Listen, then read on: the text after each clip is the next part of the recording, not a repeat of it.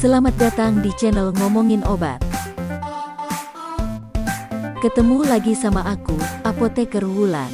Apa kabar semuanya? Semoga sehat selalu ya. Kali ini kita akan membahas mengenai Beyond Use Date atau biasa disingkat BUD. Mungkin sebagian dari kita masih belum familiar dengan istilah ini, tetapi Beyond Use Date adalah salah satu hal penting yang perlu kita ketahui terutama jika kita menggunakan obat. Beyond Use Date sendiri merupakan istilah yang mengacu pada tanggal kadaluarsa suatu produk obat setelah dibuka dan tidak lagi tersegel.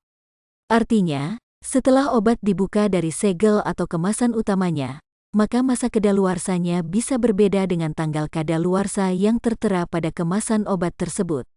Jadi, BUD berbeda dengan expired date atau ED yang terdapat pada kemasan. Jangan sampai salah ya. Kenapa Beyond Use Date sangat penting? Karena obat yang telah melewati tanggal tersebut kemungkinan besar sudah tidak lagi aman digunakan. Hal ini dikarenakan obat bisa mengalami kerusakan atau degradasi dari waktu ke waktu, terutama jika terpapar dengan suhu atau kondisi lingkungan yang tidak sesuai. Untuk menentukan BUD, ada beberapa faktor yang perlu dipertimbangkan, seperti jenis obat, bentuk sediaan, komposisi bahan, cara penyimpanan, serta kemasan obat itu sendiri. Biasanya, BUD dihitung berdasarkan waktu tertentu setelah obat dibuka, misalnya 7 hari, 14 hari, 1 bulan, atau bahkan hanya 24 jam tergantung pada jenis obat tersebut. Berikut beberapa aturan dalam menentukan BUD obat. Sediaan sirup kering merupakan obat serbuk yang ketika akan digunakan harus dilarutkan atau direkonstitusi terlebih dahulu dengan air, contoh sirup kering antibiotik.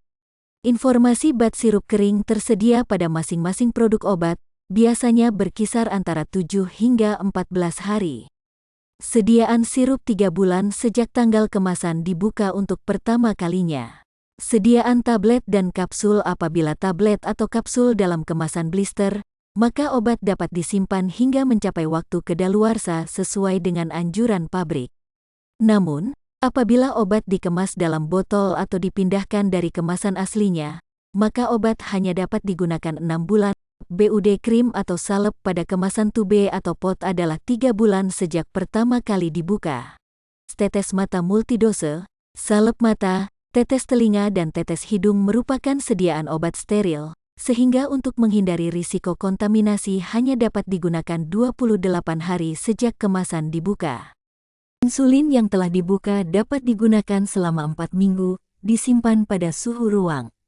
Sedangkan apabila belum dibuka, insulin disimpan di kulkas pada suhu 2-8 derajat Celcius, tidak boleh beku, hingga tanggal kadaluarsa.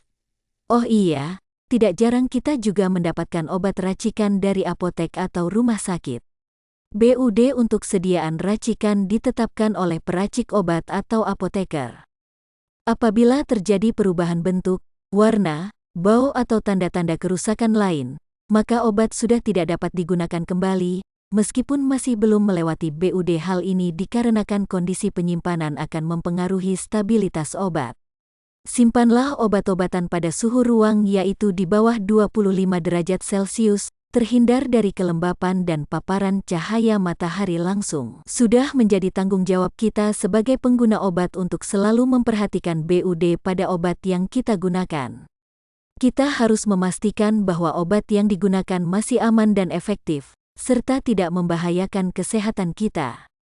Jangan sampai kita menggunakan obat yang sudah kadaluarsa dan bisa berakibat buruk bagi kesehatan. Nah, itulah penjelasan mengenai Beyond Use Date atau BUD obat.